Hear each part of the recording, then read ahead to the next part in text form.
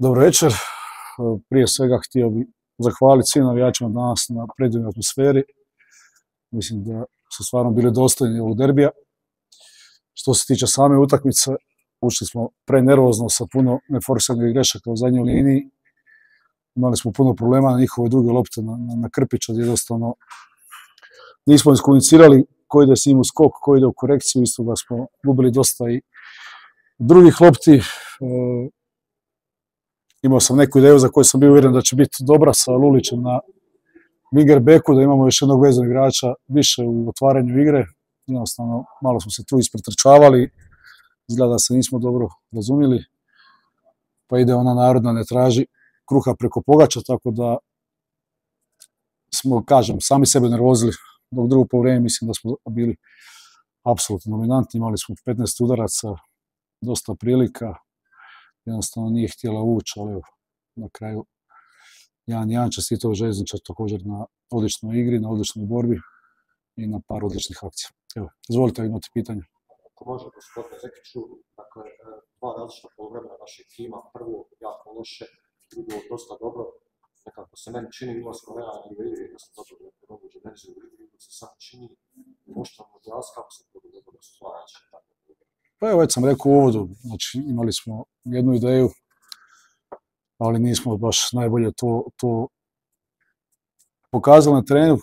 Već sam rekao u uvodu, što se tiče drugog poluvremena, mislim da se cijela ekipa digla, da smo radili cijelo vrijeme visoki pritisak, da smo postali malo kombinatorniji. Nažalost, imali smo pripremu utakmice dosta problema, evo Pavičić je izašao nakon 35 minuta, pa smo morali raditi privremenu zamjenu. Nakon toga imali smo problemi sa Bubanjom koji nije bio danas, praktički nije trebao ni igrati zbog svog zdravstvenog stanja.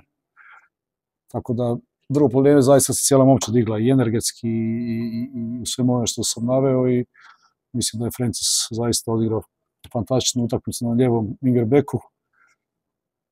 Nažalost, imali smo par igrača koji su bili danas onako, ajmo reći, pod ručnom, da su bili malo raspoloženiji prema naprijed. Mislim da bi rezultat bio puno korisniji za nas.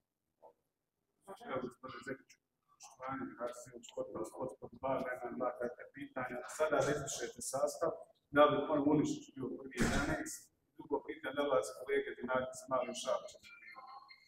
Pa gledajte, kad ovako izađe to prvo poluvreme što je izašlo, ne bi ja sad potencirao tu Munišića, mislim da naveo sam već par situacija zašto smo sami sebe uveli nervozu, a kad me pitate, kad ovako prvo poluvremena, kad bi rekao da ne bi ništa mijenjao, onda bi bio bahata budala. Naravno da bi promijenio i da ne bi ušao s ovakvom postavkom. Jednostavno, kroz pripremu za utakmicu, kad nismo imali previše vremena, ali eto, mislim da je to razumljivije igračima.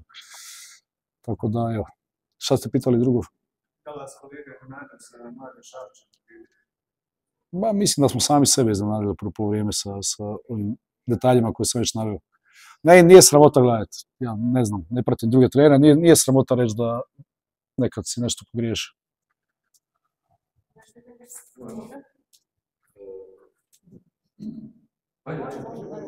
Kolega je rekao da je remi za njega realan, da li se vi slažete?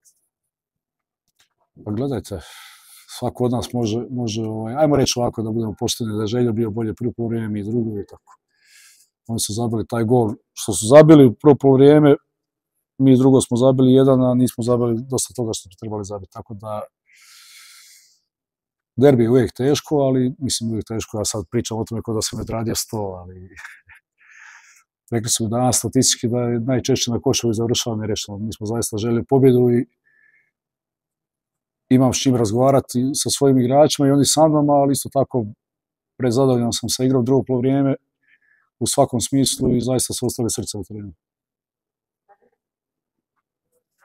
Morali ste mijenjati Pavičića u prvom poluvremenu, možete nam reći šta se zapravo desilo, bio neki čimsi Klizić? Da, bio je Klizić, da je osjetio bol u kvadricepsu, ali gledajte, i on je došao kod nas bez praktički odigrane utakmice u zadnje 3 mjeseca. Pa ne znam da li je bilo iz toga, ali ja mislim da je više iz toga što nije prošao prave pripreme i što nije imao dovoljan broj utakmica do sada.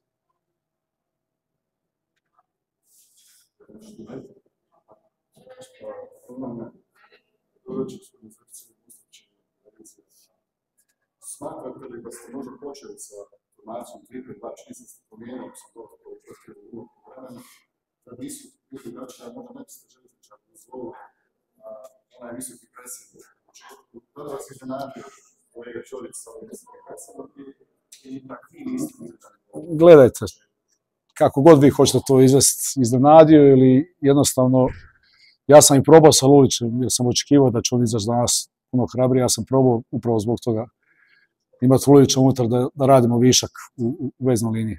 Jednostavno, jako nam je slaba bila protočnost i jako smo loše donosili odluke u tom iznošenju lopte. Znači tu smo bili jako spori i davali smo Željezničaru vremena da nas brzo prebroji.